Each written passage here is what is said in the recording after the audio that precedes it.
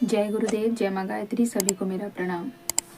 आज हम बात करेंगे, चूँकि बहुत देर से हम इस बात की चर्चा कर रहे हैं, पर थोड़ा समय का अभाव था, इस वजह से देर है, पर फिर भी हम समझने का प्रयास तो कर ही सकते हैं।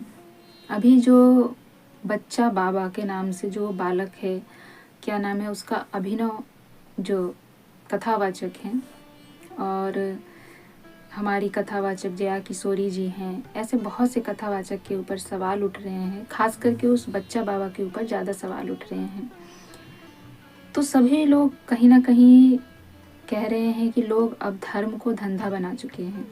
धर्म के नाम पर लोग पैसा कमाने के लिए कुछ भी कर रहे हैं, किसी भी प्रकार से कुछ भी लोगों को समझाने के प्रयास में लगे हुए हैं। दूसरी बात है कि जो बच्चा बाबा है वो काफ़ी फेमस है, क्योंकि उनको गुरुदेव रामभद्राचार्य जी ने अपने स्टेज से उतार दिया था, हटा दिया था, क्योंकि उनको लगा कि वो उनका अनादर कर रहे हैं और उनकी अपनी मर्यादा है, और इस वजह से उनको कुछ बुरा लगा, उन्होंने हटा दिया। तमाम लोग इस वक्त जो हैं, इन सभी को गलत ठहराने में लगे हुए हैं। सभी लोग जो हैं सनातन धर्म पे भी सवाल उठा रहे हैं, साथ ही साथ उस बच्चे पर भी सवाल उठा रहे हैं। लेकिन कहीं ना कहीं जरा सोच कर देखिए, क्या उस नन्हे से बालक का कोई दोष है? उसका कोई दोष नहीं है। या फिर कथावाचक जो जया किशोरी जी हैं, क्या उनका दोष है? उनका भी दोष नहीं है। दोष है तो आपका और हमारा। क्यों? क्योंकि हमारी मानसिकता ऐसी हो गई है कि हम किसी भी चीज़ को स्वयं से जानना नहीं चाहते हैं। हम केवल पकी पकाई भोजन की तरफ ही अपनी दृष्टि रखते हैं, स्वयं से मेहनत नहीं करना चाहते हैं। किसी ने भी आकर कह दिया ये सही है तो हम सही मान लेते हैं, ये गलत है तो हम गलत मान लेते हैं। अपनी बुद्धि, अपनी विवेक का हम इस्तेमाल नहीं करते, अपने स्तर से जानने का प्रयास नहीं करते। जैसे एक छोटा सा एग्जाम्पल मैं आपको दूँ कि किसी ने कह दिया आपको कि गायत्री मंत्र का जप नहीं करना चाहिए।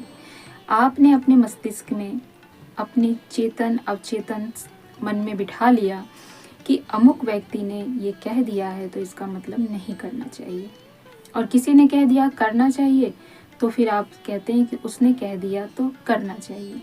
आप स्वयं से नहीं सोचेंगे कि हमें करना चाहिए या नहीं करना चाहिए। करना चाहिए तो क्यों करना चाहिए, नहीं करना चाहिए तो क्यों नहीं करना चाहिए। आपके मन में ये सवाल होना चाहिए। जब भी धर्म की बात आती है, भक्ति की बात आती है, तो आपको अपने बुद्धि विवेक का इस्तेमाल करना चाहिए। और आपकी सबसे बड़ी गलती क्या है कि जब आप किसी को अपने जीवन का आइडियल बनाते हैं, अपने जीवन का गुरु बनाते हैं, तो आप ये भूल जाते हैं कि हमें उसके जीवन के बारे में भी जानना चाहिए। जैसे अभिनव, ये छोटा सा बच्चा, अभी तो उसने बहुत से यूट्यूबर्स पे केस भी किया है शायद, कि लोग उसके बारे में बुरा भला कह रहे हैं। मुझे यहाँ उसके बारे में कुछ बुरा भला भी नहीं कहना, उसकी बड़ाई भी नहीं करनी, उसकी तारीफ भी नहीं करनी। मैं सिर्फ आप लोगों को समझाना चाहती हूँ कि उस बच्चे के ऊपर जितना दोषारोपण किया जा रहा है, उस बच्चे ने अपना कर्म किया। आपका कर्म क्या था? आपका कर्म था अपनी बुद्धि विवेक से उसको जांचना, उसको परखना। इसीलिए पूज्य गुरुदेव ने हम सभी को अपना संदेश वाहक बनाया है। उन्होंने कहा है कि आप हमारे संदेश वाहक बन के जगह जगह जाइए, लोगों को हमारी बात बताइए, हमारे विचारों के बारे में बताइए। पूज्य गुरुदेव ने ये नहीं कहा कि आप जाकर धर्म गुरु बन जाइए, आप अपने आप को धर्म गुरु समझने लगे। नहीं, उन्होंने सदैव कहा है मेरे संदेश वाहक मेरे बच्चे हैं, चलते फिरते शक्तिपीठ हैं। यानी कि हम सभी को कार्य करना है, पर पूज्य गुरुदेव के विचारों को ही लोगों तक पहुंचानी है, क्योंकि पूज्य गुरुदेव के विचार जो हैं वो कोई साधारण विचार नहीं है, एक अनमोल विचार हैं, और जिसकी वजह से ही युग निर्माण होगा। उन विचारों के माध्यम से ही इस संसार का कायाकल्प होगा। इसीलिए संदेश वाहक एक डाकिये की तरह हम हर किसी के पास जाकर उनके संदेश भरे चिट्ठी को उन तक पहुंचा देते हैं। ये हमारा काम है, और हम सभी इसमें बहुत खुश होते हैं, हम सभी एक दूसरे का सम्मान करते हैं।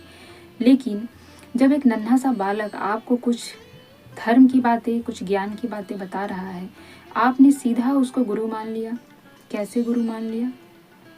आपकी थोड़ी सी बुद्धि विवेक काम करनी चाहिए कि गुरु का अर्थ क्या होता है, गुरु बनाने के नियम क्या होते हैं, किसको गुरु बनाना चाहिए, किसको गुरु नहीं बनाना चाहिए। इन बातों को आपका ध्यान देना चाहिए। फिर चाहे आप अनिरुद्धाचार्य महाराज पे उंगली उठाइए, चाहे आप जया किशोरी जी के ऊपर उंगली उठाइए, चाहे अभिनव के ऊपर उंगली उठाइए, आप किसी के ऊपर उंगली उठाने से पहले ये सोचिए कि गलती उनकी है या आपकी है। गलती उनकी कुछ भी नहीं है, गलती सिर्फ और सिर्फ आपकी है। हम गलती कहाँ पर करते हैं? अभी पीछे बहुत से ऐसे गुरु आए हैं जो अभी जेल में भी हैं, बहुत से ऐसे गुरु भी हैं जिन पर कुछ आरोप लगे हैं, उन पे एक संदेहवाचक चिन्ह लगा है, तो बहुत से क्वेश्चन मार्क आते हैं। पर हम ये क्वेश्चन मार्क तब क्यों लगाते हैं जब कुछ अनिष्ट हो जाता है, जब कुछ बुरा हो जाता है, जब हमारे हाथ में कुछ भी नहीं होता है। पूज्य गुरुदेव ने कहा है कि जब अपनी बुद्धि विवेक अपने तर्क का इस्तेमाल आप करते हैं तो सही समय पे कीजिए। सही समय कब? जब आप किसी को गुरु बना रहे हैं।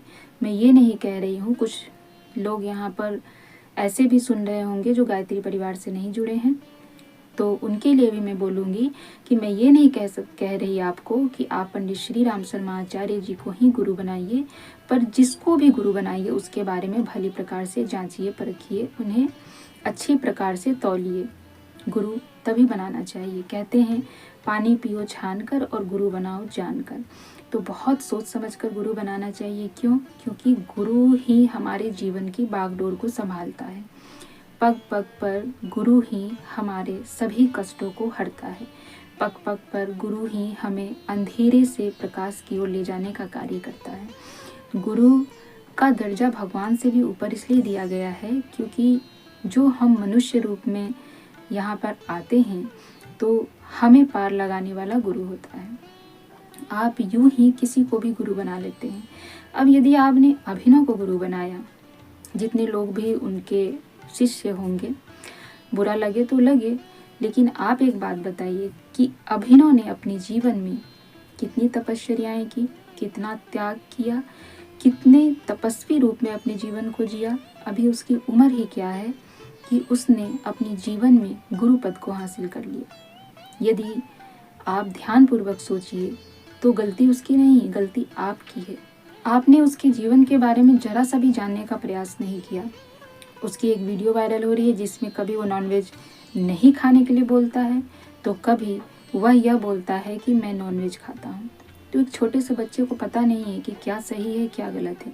वो आपको क्या राह दिखाएगा, वह आपको अंधेरे से प्रकाश की ओर कैसे ले जाएगा। गुरु का अर्थ होता है गु मतलब अंधकार, रू मतलब प्रकाश, यानी अंधकार से जो प्रकाश की ओर ले जाता है वह है गुरु। तो जब वह छोटा बालक खुद ही अंधकार में है, उसे खुद नहीं पता है कि क्या सही है क्या गलत है, उसको आपने अपने जीवन की बागडोर थमा दी। अब वो किधर ले जाएगा? जो उसको सही लगेगा वो उधर ले जाएगा, यानी उसका सही आपके लिए गलत भी हो सकता है क्योंकि उसको यह नहीं पता कि सही और गलत क्या है। तो आप उसको दोष देने से पहले अपने ऊपर विचार कीजिए, अपने को जानिए। और सिर्फ बात उसकी नहीं है, मैं किसी का और का नाम नहीं लूँगी क्योंकि बहुत से लोगों को बहुत तकलीफ़ हो जाएगी, इस वजह से किसी और का नाम नहीं लेना चाहती हूँ। पर ऐसे तमाम उन लोगों की बातें हैं जो अब तक आए और अभी भी हैं और आगे भी आते रहेंगे। तो जिसको भी आप गुरु बनाते हैं, जिसके भी विचारों के पथ पर आप चलते हैं, जिसको भी अपना पथ प्रदर्शन मानते हैं, जिसको भी अपना गुरु मानकर सर्वस्व दे देते हैं, तो ऐसे गुरु के बारे में एक बार जानने का प्रयास कीजिए। उनके बारे में जानिए, उनको देखिए, उनको समझिए। गुरु का अर्थ होता है संत भरा जीवन, सादगी भरा जीवन, विचारों में उत्तमता, जीवन में त्याग, तपस्या और अनेक प्रकार के ज्ञान। बहुत से लोग तो कहते हैं वेद, शास्त्र, उपनिषद ग्रंथों के जो ज्ञाता होते हैं उनको ही गुरु माना जाता है, लेकिन इसके साथ साथ केवल किताबी ज्ञान से कुछ नहीं होता। उस व्यक्ति ने अपने जीवन में कितना अध्ययन किया है, अपने जीवन को कितने प्रैक्टिकल रूप से जिया है, उसने अपने जीवन में उन ग्रंथों को किस प्रकार से शामिल किया है। पढ़ने को तो सभी छात्र एक ही स्कूल में पढ़ते हैं, एक ही विषय को पढ़ते हैं, और उनमें से कुछ ही बच्चे ऐसे होते हैं जो उस विषय के ज्ञाता बन जाते हैं। बाकी बच्चे क्या करते हैं कि सिर्फ उन्होंने इस किताब को पढ़ा और पढ़ने के बाद उसको वहीं पर छोड़ दिया। लेकिन कुछ ऐसे होते हैं जिसने उसे केवल पढ़ा ही नहीं, उसे अपने जीवन में शामिल भी किया है। तो ये बच्चा आगे चल के शिक्षक के रूप में अपने आप को उपस्थित कर सकता है, अपने आप को शिक्षक का दर्जा दिला सकता है, क्योंकि उसने उस शिक्षा को अपने अंदर समाहित किया है। वह शिक्षा अब वो दूसरों को देने के काबिल होता है। तो केवल अध्ययन करने से, आजकल तो बहुत सारे कोर्स चलते हैं, वेद के कोर्स चलते हैं, वेदांत के कोर्स चलते हैं, शास्त्रों के कोर्स चलते हैं, पर क्या कोर्स कर लेने से आप उस तरह का जीवन जी सकते हैं? एक तपस्वी का जीवन कैसा होता है, कभी आप पंडित श्री राम शर्मा आचार्य जी के जीवन के विषय में पढ़िएगा। उनकी पुस्तक हमारी वसीयत और विरासत, इसको पढ़िएगा। उनकी हिमालय यात्रा सुनसान के सहचर को पढ़िएगा, चेतना की शिखर यात्रा को पढ़िएगा, और फिर देखिएगा कि एक तपस्वी का जीवन कितना कठिन होता है, कितनी कठिनाइयों से उसे गुजरना पड़ता है, किस किस प्रकार की चुनौतियां उन्हें सहनी पड़ती है, और तब भी उन सभी में से तप कर वो बाहर निकलता है। तो गुरु का वर्ण करने से पहले गुरु के विषय में जानिए और तब जाकर आप गुरु बनाइए। देखिए, गुरु की कुछ एग्जाम्पल मैंने दिए, लेकिन गुरु के बारे में बता पाना बहुत कठिन है, क्योंकि जिसने सच्चे गुरु को अपने जीवन में पाया है वही जान सकता है कि वास्तव में गुरु कैसा होता है। गुरु गोविंद दो खड़े काके लागू पाए, बलिहारी गुरु आपने गोविंद दियो बताए। तो गुरु को गोविंद से भी बड़ा माना जाता है। क्यों? क्योंकि कहीं ना कहीं गोविंद की तरह ही गुरु में वो पात्रता होती है। एक मनुष्य भगवान को नहीं देखता, गुरु को देखता है, यानी उसके लिए जीता जागता भगवान यदि कोई है तो वो गुरु होता है। और आप अपने जीवन में ऐसे भगवान को शामिल कर लेते हैं, ऐसे गुरु को शामिल कर लेते हैं जो आपके जीवन की नैया को तो बाद में संभालेगा, अपने जीवन की नैया को ही नहीं संभाल पाता। कितने विवेकहीन हो गए हैं हम कि हम अपनी बुद्धि का जरा सा भी इस्तेमाल नहीं करते। आजकल मार्केट में, या यूँ कह लीजिए सोशल मीडिया के प्लेटफॉर्म पे, इतने सारे गुरु मिल जाएंगे आपको, इतने तरह तरह के गुरु मिल जाएंगे, एक से एक तंत्र गुरु मिल जाएंगे, एक से एक मंत्र गुरु मिल जाएंगे, अनेकों गुरु अभी उपलब्ध हैं। और सभी को आप देखेंगे कि सभी के शिष्य बड़ी भारी संख्या में हैं, क्योंकि वो केवल एक दो चमत्कार के पीछे भागते हैं।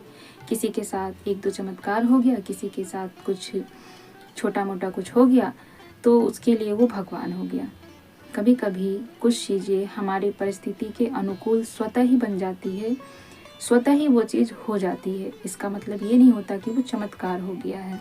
सबसे पहले तो फर्क करना सीखिए कि गुरु कौन होता है, संत कौन होता है, ब्राह्मण कौन होता है, साधु संत कौन होते हैं, संदेश वाहक कौन होता है। सभी में बहुत अंतर है। आप जैसे हमारे बहुत से ऐसे तपस्वी संत ऋषि मुनि हुए हैं, उन सभी को देखिए, उन सभी के जीवन को पढ़िए, उन सभी के बारे में जानिए, तब आपको सब में एक चीज़ समझ आएगी। ये सभी ने अपने जीवन में त्याग किया है, सभी ने अपने जीवन को इस प्रकार से परिमार्जन किया है जैसे कि एक बर्तन को घिस घिस कर धोया जाता है तब वो चमकता है। जैसे सोने को जलाकर, कूटकर, पीटकर जिस प्रकार से उसे उभारा जाता है, उस प्रकार से संतों ने अपने जीवन को उभारा है।